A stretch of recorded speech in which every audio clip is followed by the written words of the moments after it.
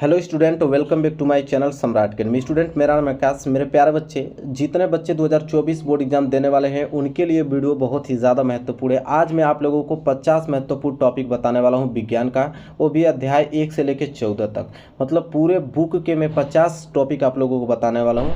अगर ये 50 टॉपिक अगर आप तैयार कर लेते हो तो कोई भी आप लोगों को साइंस में फेल नहीं कर सकता। बहुत अच्छे नंबर लेकर आने वाले हो, ठीक है। 80 से लेकर 85 नंबर यहाँ से क्लियर हो जाएंगे मात्र इन प्रश्नों से। मतलब पूरे किताब का महत्वपूर्ण प्रश्न बताने वाला हूँ। वीडियो को लाइक कर दो, चैनल पर नहीं तो चैनल को सब्सक्राइब कर लेना। देखो, पहला प्रश्न जो कि आप लोगों को तैयार करना है, इसे किसी कीमत पर नोट कर लेना। संयोजन तथा वियोजन अभिक्रिया उदाहरण सहित समझाइए। मतलब एग्जाम्पल भी बताना होता है इसका। तो देखो, संयोजन तथा वियोजन अभिक्रिया से एक प्रश्न बनेगा, या तो संयोजन पूछ ले या तो ये आपको वियोजन पूछ ले। और एक प्रश्न जो बनेगा वो कितने नंबर के लिए बनेगा, तो 4 नंबर के लिए वो प्रश्न पूछा जाता है। तो याद रख लेना कि संयोजन तथा वियोजन अभिक्रिया को। दूसरा अगर हम बात करें यहाँ पे, तो दूसरा होता है आप लोगों का ऊष्माक्षेपी तथा ऊष्माशोषी अभिक्रिया।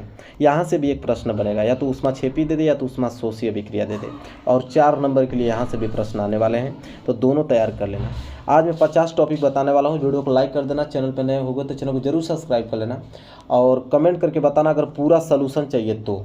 अगर 50 प्रश्नों का सोल्यूशन सहित आंसर चाहते हो तो इस वीडियो को बहुत शेयर करना और कमेंट करना। मैं तुरंत आप लोगों को नेक्स्ट डे इसका वीडियो ला दूंगा पूरे सोल्यूशन के साथ, ताकि कहीं भी ढूंढने की ज़रूरत आपको ना पड़े। तीसरा प्रश्न जो है, रासायनिक समीकरण संतुलित करने की विधि। भाई ये तो आना ही चाहिए, क्योंकि 4 प्रश्न आते हैं एक एक नंबर के, ठीक है। कि रासायनिक समीकरण दे देगा, उसको संतुलित करने के लिए बोलेगा आपको। तो क्या नियम होता है, मैं एक स्पेशल वीडियो आपको बताऊंगा कि किसी भी रासायनिक समीकरण को संतुलित कैसे किया जाता है। उस वीडियो को देख लोगे तो ये टॉपिक यहाँ से क्लियर हो जाएगा। इसके बाद आगे अगर हम बात करें तो अम्ल, क्षार तथा लवण की परिभाषा उदाहरण सहित बताइए। या तो अम्ल की परिभाषा पूछ ले, लवण की, या तो क्षार की उदाहरण सहित। परिभाषा और उदाहरण दोनों पूछेगा। तो ये तीनों जो भी हैं, अम्ल, क्षार, लवण, इनकी परिभाषा और उदाहरण याद रख लेना। 5वां जो आता है वो आता है आप लोगों का बेकिंग सोडा बनाने की विधि, ठीक है। बेकिंग सोडा बनाने की क्या विधि होता है, उसका क्या प्रोसेस होता है बेकिंग सोडा बनाने की। 4 नंबर के लिए प्रश्न आता है, ठीक है। तैयार कर लेना, कमेंट करना। अगर नहीं आता है तो मैं इसको शॉर्ट ट्रिक बता दूंगा आप लोगों को, ठीक है। इसके बाद 6वां जो है धावन सोडा बनाने की विधि, और एक होता है 7वां प्लास्टर ऑफ पेरिस बनाने की विधि। ये जो तीनों टॉपिक है ना, ये तो 100% याद रख लेना। 5वां, 6वां और 7वां, ठीक है। यह तीनों में से एक प्रश्न कोई नहीं रोक सकता है। 4 नंबर के लिए कोई नहीं रोक सकता, ठीक है। बेकिंग सोडा बनाने की विधि, धावन सोडा बनाने की विधि और प्लास्टर ऑफ पेरिस बनाने की विधि, ठीक है। ये तीनों के लिए मैं स्पेशल वीडियो बना देता हूँ आप लोगों के लिए। कमेंट करना, पूरा ही बता दूंगा, 50 प्रश्न बता दूंगा, देख लेना, पूरा क्लियर हो जाएगा आप लोगों को। लेकिन यही प्रश्न याद करना है आप लोगों को 100%, ठीक है। इसके बाद 8वें नंबर पर आता है आप लोगों का उदासीनीकरण अभिक्रिया, कि उदासीनीकरण अभिक्रिया किसे कहते हैं, ठीक है। और 9वां है कि धातु और अधातु किसे कहते हैं। ये दोनों टॉपिक बहुत इंपॉर्टेंट है, तैयार कर लेना। उदासीनीकरण अभिक्रिया तो इंपॉर्टेंट है, पूछता ही है। और धातु अधातु परिभाषा पूछ लेगा, या धातु और अधातु में अंतर पूछ लेगा 4 नंबर के लिए, ठीक है। इसके बाद विद्युत रासायनिक श्रेणी, ये बहुत इंपॉर्टेंट टॉपिक है, विद्युत रासायनिक श्रेणी। तो यहाँ से तीनों आप लोगों के क्वेश्चन याद होने चाहिए। उदासीनीकरण अभिक्रिया, धातु और अधातु और विद्युत रासायनिक श्रेणी। इसके बाद 11वां जो टॉपिक है वो है आपका संतृप्त और असंतृप्त किसे कहते हैं, ठीक है। संतृप्त तथा असंतृप्त, ठीक है। ये भी इंपॉर्टेंट है, दोनों में से एक प्रश्न आता है, तो इसको आप तैयार कर लेना। आगे अगर हम बात करें 12वां, तो देखो 12वां यहाँ पे आपका आ जाएगा सजातीय श्रेणी। सजातीय श्रेणी क्या होता है, ठीक है। विद्युत रासायनिक श्रेणी एक सजातीय श्रेणी आता है, ठीक है। तो ये आपको बिल्कुल तैयार होना चाहिए। और 13वां तो इम्पोर्टेंट है, यूपीएससी नामकरण। यूपीएससी नाम लिखने के लिए देता है 4 नंबर के लिए, ठीक है। तो उसके लिए तो स्पेशल वीडियो बनाना पड़ेगा, क्योंकि उसमें मैं आप लोगों को सिखाऊंगा कि यूपीएससी नेम कैसे लिखा जाता है। इसके बाद साबुनीकरण अभिक्रिया, ठीक है, कि साबुन का निर्माण कैसे होता है, साबुन कैसे बनता है, ठीक है, किस अभिक्रिया से। तो साबुनीकरण अभिक्रिया क्या होता है डिटेल में डिस्कस होगा, 4 नंबर के लिए प्रश्न आता है, ठीक है। चलो आगे बात कर लेते हैं। तो एस्लीकरण अभिक्रिया, देखो ये दोनों मिक्स आता है, साबुनीकरण अभिक्रिया और एस्लीकरण अभिक्रिया, दोनों में से एक प्रश्न बनना अनिवार्य है। तो ये दोनों टॉपिक आपको बिल्कुल तैयार होने चाहिए।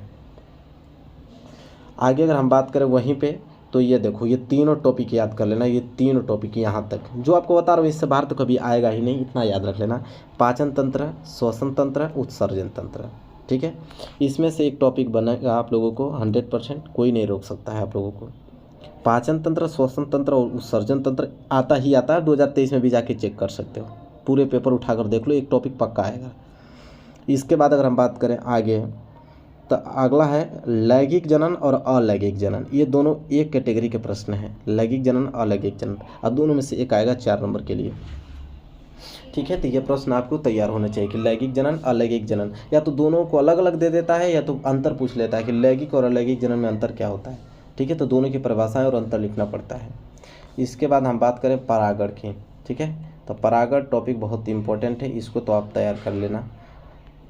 इसके बाद पुष्प की संरचना, देखो पुष्प की संरचना से बहुत सारे प्रश्न बहुविकल्पी भी बन जाते हैं। ठीक है, और यहाँ पुष्प की संरचना पूरा भाग को आपको नामकरण करना होता है। ठीक है, तो आपको बताना पड़ेगा पूरा उसका चित्र, संरचना पूछ लेता है तो उसको चित्र बनाना पड़ेगा और उसके पूरे नाम को दर्शाना पड़ेगा। इसके बाद देखो ये टॉपिक बहुत इंपॉर्टेंट है, आप तो जानते ही हो, नर तथा मादा जनन तंत्र। एक टॉपिक तो बनता ही है, चाहे नर जनन तंत्र पूछ ले या तो मादा जनन तंत्र पूछ ले, एक टॉपिक पूछेगा। आगे अगर हम बात करते हैं 24वां, तो 24वां यह है कि डीएनए तथा आरएनए में अंतर। देखो कितना महत्वपूर्ण टॉपिक है, सारे टॉपिक से क्वेश्चंस बनते हैं। या तो डीएनए, देखो अंतर ही पूछता है कि डीएनए तथा आरएनए में अंतर बताओ। ठीक है, 4 नंबर के लिए। इसके बाद यहाँ पे आ जाते हैं मेंडल के आनुवंशिकता का नियम। ठीक है, मेंडल के आनुवंशिकता का नियम क्या था, यहाँ से आपको पूछना ही है, प्रश्न बनता ही है, इंपॉर्टेंट टॉपिक है। इसके बाद यहाँ पे आएगा आपका, देखो यहाँ दोनों में से एक आएगा, एक संकर तथा द्विसंकर संकरण। ठीक है, एक संकर पूछ ले या द्विसंकर संकरण पूछ ले, दोनों में से एक टॉपिक आएगा। चलो नोट कर लिए। यहाँ पे देखो 27वां प्रश्न क्या है कि लिंग निर्धारण की प्रक्रिया। ठीक है, ये भी इंपॉर्टेंट टॉपिक है, इसको आपको तैयार करना, मतलब 50 प्रश्न आपको तैयार करना है, इतना याद रखो। किसी स्पेशल में नहीं बता रहा हूँ कि ये इंपॉर्टेंट है, मतलब 50 इंपॉर्टेंट है, क्योंकि पूरे किताब का महत्वपूर्ण प्रश्न बता रहा हूँ। ठीक है, आप बस नोट करना है, याद करना है, लिंग निर्धारण प्रक्रिया। इसके बाद 28वां नंबर पर आ जाता है मानव मस्तिष्क। मस्तिष्क का आपको चित्र बनाना पड़ेगा। ठीक है, मस्तिष्क कैसे बनता है उसका चित्र आपको बनाना पड़ेगा और उसको डिफाइन करना पड़ेगा, उसका नामकरण करना पड़ेगा। ठीक है, इसके बाद तंत्रिका तंत्र क्या होता है। ठीक है, उसको तंत्रिका तंत्र कैसे बनता है मैं इसका एक फिगर बना दूंगा आप लोगों को, वहाँ से आप लोग सीख लोगे। इसके बाद देखो प्रकाश का परावर्तन, यहाँ से 4 नंबर के लिए आएगा। एक प्रकाश का परावर्तन किसे कहते हो, कितने नियम होते हैं प्रकाश के परावर्तन के। इसके बाद 31वां है कि अवतल उत्तल दर्पण से प्रतिबिंब। सबको मालूम है कि अवतल दर्पण उत्तल दर्पण से 6 कंडीशन पे प्रतिबिंब बनते हैं, तो 6 कंडीशन से बहुविकल्पीय प्रश्न भी बनते हैं और आपके साथ ही साथ लघु उत्तरीय और दीर्घ उत्तरीय प्रश्न बनते हैं। तो अवतल और उत्तल दर्पण से प्रतिबिंब आपको पूरा याद होना चाहिए। ठीक है, इसके बाद प्रकाश का अपवर्तन आता है। यहाँ पे प्रकाश का परावर्तन देखें और अपवर्तन, तो देखो दोनों में से एक प्रश्न बनना अनिवार्य है, या तो परावर्तन आपसे पूछ ले या तो अपवर्तन पूछ ले। ठीक है, चलो आगे देखो 33वां प्रश्न, लेंस से प्रतिबिंब का निर्माण। अभी हम लोग दर्पण से देख रहे थे, उत्तल दर्पण अवतल दर्पण से प्रतिबिंब निर्माण कैसे होता है, अब लेंस से भी आता है और ऑब्जेक्टिव क्वेश्चन भी आता है। ठीक है, और सब्जेक्टिव क्वेश्चन भी। तो लेंस से प्रतिबिंब का निर्माण भी 6 कंडीशन में होता है, तो उसको भी आप याद कर लेना। ठीक है, उत्तल लेंस का अलग होता है, अवतल लेंस का अलग होता है। ठीक है, दोनों का अलग अलग कंडीशन से बनते हैं। इसके बाद लेंस की क्षमता है। ठीक है, कि लेंस की क्षमता क्या है, इस पर आपके न्यूमेरिकल भी बनते हैं। ठीक है, इस पर न्यूमेरिकल भी आप लोगों के बनते हैं लेंस की क्षमता सूत्र पर। इसके बाद देखो निकट दृष्टि दोष, दूर दृष्टि दोष, दोनों में से तो एक तो 100%, इसको कोई नहीं काट सकता, ये तो हमेशा फिक्स रहते हैं। या तो निकट दृष्टि दोष पूछ ले निवारण सहित, या तो दूर दृष्टि दोष पूछ ले, दोनों में से एक प्रश्न आना है। इसके बाद 37वां है कि मानव नेत्र। देखो मानव नेत्र का सचित्र वर्णन कीजिए, 6 नंबर के लिए प्रश्न आप लोगों के एग्जाम में आता है। तो मानव नेत्र बनाना आप लोग सीख लेना कि कैसे मानव नेत्र बनाया जाता है यहाँ पे। ठीक है, उसमें उसी में आप लोगों के निकट दृष्टि दोष, दूर दृष्टि दोष पढ़ाया दिया जाता है। ठीक है, तो ये तीनों एक ही चैप्टर के भाग हैं कि मानव नेत्र बनाओ, उसी में दूर दृष्टि दोष भी आ जाता है, निकट दृष्टि दोष भी आ जाता है, मतलब एक ही चैप्टर के पार्ट हैं। इसके बाद देखो सबसे ज़्यादा इंपॉर्टेंट तो ये आपको ओम के नियम तो आता ही है। ठीक है, V = IR सबको मालूम है, ओम का नियम तो आता ही है। इसके बाद विद्युत धारा, कि विद्युत धारा क्या होता है। ठीक है, जिसे हम लोग I से डिनोट करते हैं, I बराबर क्या होता है V/R। ठीक है, इसके बाद विशिष्ट प्रतिरोध किसे कहते हैं। ठीक है, तो यहाँ से प्रश्न आप लोगों को बनना अनिवार्य है, या तो ओम का नियम या तो विद्युत धारा, विशिष्ट प्रतिरोध। सबसे ज़्यादा पूछा जाता है वो आपका ओम का नियम पूछा जाता है। इसके बाद देखो ये वाला प्रश्न तो बहुत ज़्यादा इंपॉर्टेंट, दोनों याद कर लेना है कि श्रेणी क्रम संयोजन। ठीक है, श्रेणी क्रम संयोजन में प्रतिरोध का फार्मूला क्या होता है, R' = R1 + R2 + R3 ... ठीक है, वो उसका निगमन पूछता है कि फार्मूला का उत्पत्ति बताओ कहाँ से हुआ है। इसके बाद समांतर क्रम संयोजन में प्रतिरोध का तो 1/r डैश बराबर 1/r1 प्लस 1/r2 इसी तरह चलता रहता है। तो ये फार्मूला की उत्पत्ति पूछता है पूरा, ठीक है। इसके बाद 6 नंबर के लिए पूछता है, इतना भी याद रखना है। इसके बाद चुंबकीय बल रेखाएं, बायो सावर्ट का नियम, दोनों में से एक प्रश्न तो बनने अनिवार्य है। सबसे ज़्यादा अगर पूछता है तो बायो सावर्ट का नियम पूछता है, ठीक है। तो याद रख लेना दोनों प्रश्न आप लोग। इसके बाद तो यहाँ पे दोनों प्रश्न में से एक प्रश्न आएगा, या तो फ्लेमिंग के दाएं हाथ का नियम पूछ ले या तो बाएं हाथ का नियम पूछ ले। दोनों में से एक नियम आपको पूछेगा ही पूछना है उसको, या तो फ्लेमिंग के दाएं हाथ या तो बाएं हाथ का नियम। एक प्रश्न यहाँ से बनना अनिवार्य है। इसके बाद यह तो पूछिए मत कितना इंपॉर्टेंट है, विद्युत मोटर 6 नंबर के लिए प्रश्न आएगा 100%, इसको लिख लो, ठीक है। या विद्युत जनित्र अथवा करके भी देता है, मतलब दोनों साथ में ही देता है, या तो विद्युत जनित्र कर लो या तो विद्युत मोटर कर लो। तो दोनों याद कर लेना, जो आसान पड़े आप एग्जाम में कर लेना। इसके बाद अगर हम बात करें तो फैराडे का नियम, ठीक है। ये बहुत इंपॉर्टेंट मैं आप लोगों को टॉपिक बता रहा हूँ।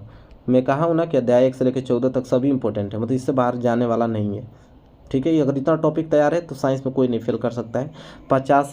80-85 नंबर तो फिक्स है आप लोगों का, अगर इतना टॉपिक तैयार कर लेते हो तो। इसके बाद ओजोन परत का अपक्षय, ओजोन परत का अपक्षय कैसे होता है और ऊर्जा के स्रोत, ये पर्यावरण चैप्टर से लिए गए हैं, ठीक है।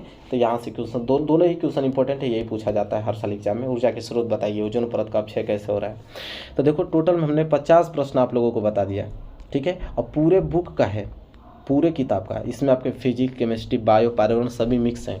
अगर ये 50 प्रश्न तैयार कर लेते हो तो हमने कहा ना आप लोगों को ये 80 नंबर से लेकर 85 नंबर तक क्लियर हो जाएंगे। ऑब्जेक्टिव क्वेश्चन भी आप लोगों के बहुत बन जाते हैं, जो 20 नंबर के ऑब्जेक्टिव क्वेश्चन आते हैं ना, अगर ये आप थ्योरी वाला क्वेश्चन सॉल्व किए हो तो ऑब्जेक्टिव क्वेश्चन ऑटोमेटिक कर लोगे। अगर आपने लघुत्तरीय या दीर्घोत्तरीय डिटेल में पढ़ा हुआ है तो ऑब्जेक्टिव उसी से बनते हैं, जो कि आप आसानी से कर पाओगे, ठीक है। तो आज की वीडियो में हमने 50 इंपॉर्टेंट क्वेश्चन बता दिया, ठीक है। और पूरे साइंस भी हमने ख़त्म कर दिया। और इस वीडियो को बहुत शेयर करना और कमेंट करना। अगर पूरा सलूशन चाहिए तो 1-1.5 घंटे की वीडियो बनाऊंगा, मैं टाइप करके मैं बनाऊंगा, पूरा एक क्वेश्चन का मैं सलूशन लिख कर PDF दे दूंगा। अब इतना सुविधा आप लोगों को कहाँ मिलेगी, बस आपको पढ़ना होगा तो। लेकिन वीडियो को शेयर करना पड़ेगा आप लोगों को और लाइक करना पड़ेगा। चलिए मिलेंगे नेक्स्ट वीडियो में, तब तक के लिए धन्यवाद।